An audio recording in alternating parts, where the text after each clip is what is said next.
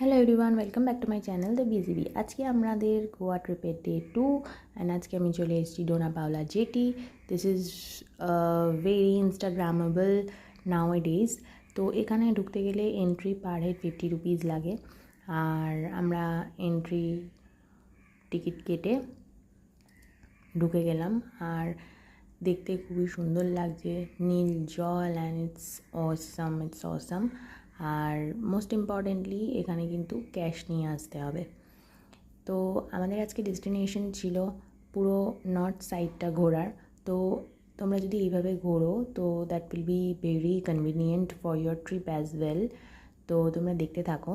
এখানে আসলাম, সব ঘুরলাম, আর এখানে আসবো, রিলস বানাবো না এটা তো হয় না। তো এখানে এসে সুন্দর ভিডিও দেখলাম এবং পুরো সমুদ্রের নাজারা এখান থেকে দেখা যাচ্ছে।